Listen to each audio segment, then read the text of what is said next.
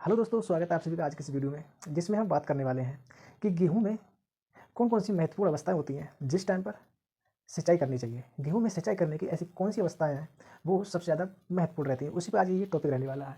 तो यहाँ पर लिखा हुआ है गेहूं में सिंचाई की महत्वपूर्ण अवस्थाएं कौन कौन सी होती हैं।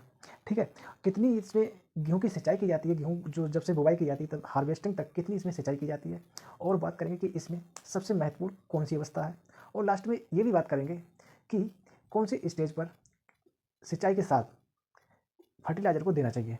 तो सबसे पहले बात करते हैं गेहूं में टोटल, इसमें लिखा है टोटल कितनी सिंचाई दी जाती है। गेहूं की अगर बात की जाए तो गेहूं में टोटल 6 सिंचाई दी जाती हैं। गेहूं में जो सिंचाई दी जाती है 6 सिंचाई दी जाती है, यानी कि जो पानी लगाया जाता है गेहूं में, वो जब गेहूं की सोइंग की जाती है, बुवाई की जाती है, बुवाई करने के बाद उसकी हार्वेस्टिंग तक, कटाई तक 6 पानी देना आवश्यक रहता है। जिसमें सबसे पहले जो सिंचाई दी जाती है उसे बोला जाता है सीआरआई स्टेज। क्या बोला जाता है? CRI stage. सीआरआई स्टेज का मतलब होता है crown root initiation. Crown root initiation जो होता है, ये गेहूं के बुवाई के 21 से 25 दिन बाद, कितने 21 से 25 21 से 25 दिन बाद ये सिंचाई की जाती है, और सबसे ज़्यादा महत्वपूर्ण ये सिंचाई मानी जाती है गेहूं की। अगर ये सिंचाई टाइम से ना दी जाए तो गेहूं का जो प्रोडक्शन होता है वो बहुत ही ज़्यादा कम हो जाता है। इसीलिए सबसे ज़्यादा अगर पूछा जाए सबसे ज़्यादा महत्वपूर्ण कौन सी स्टेज है, तो सीआरआई स्टेज है। दूसरी स्टेज आती है टिलरिंग स्टेज।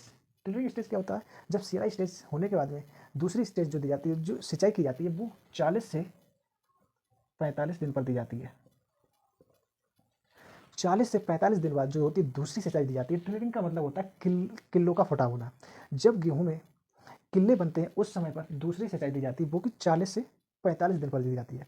और साथ ही जब दूसरी सिंचाई जब दी जाती है तो इसमें अगर खाद की मात्रा की बात की जाए तो एक एकड़ में 1 बोरी बैग यूरिया का देना आवश्यक है। एक एकड़ में 1 बोरी बैग यूरिया का देना चाहिए दूसरी सिंचाई पर, और उसके अतिरिक्त तो कोई सा फर्टिलाइज़र नहीं यूज करना चाहिए। और यूरिया की बात कर दी जाए तो यूरिया ना ही तो कम मात्रा में देनी चाहिए, ना ही ज़्यादा मात्रा में देनी चाहिए। अगर कम मात्रा में देंगे तो उसकी जो ग्रोथ होगी वो कम होगी, और अगर ज़्यादा मात्रा में दे देंगे तो जो वेजिटेटिव ग्रोथ होती है वो ज़्यादा बढ़ जाती है, जिसके कारण गेहूँ जो होते हैं वो गिर जाता है, और गिरने के बाद प्रोडक्शन बहुत कम हो जाता है। उसके बाद में ज्वाइंटिंग स्टेज आती है।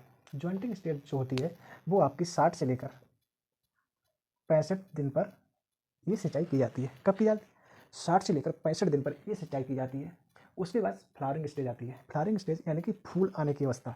फूल आने की अवस्था जो होती है, इसमें 80 से लेकर 85 दिन के बाद, बुवाई से 80 से 85 दिन के बाद ये सिंचाई की जाती है। उसके बाद में आती है मिल्किंग स्टेज। जब फ्लावरिंग स्टेज, जब फूल आने की अवस्था होती है, उसके बाद में एक मिल्किंग अवस्था आती है, यानी कि दूध बनते समय उसमें।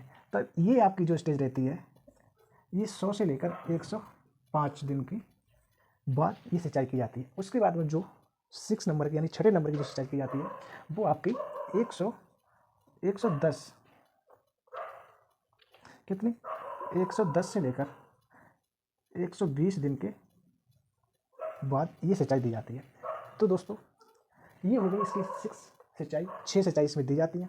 और सबसे पहले मैंने बताया कि सीआरआई स्टेज होती है जो कि सबसे ज़्यादा महत्वपूर्ण, सीआरआई स्टेज जो होती है सबसे ज़्यादा महत्वपूर्ण होती है। ठीक है, और दोस्तों अगर हमारी वीडियो अच्छी लगी हो तो दोस्तों के साथ शेयर करें, और चैनल पे अगर नए हैं तो चैनल को सब्सक्राइब जरूर करें। धन्यवाद।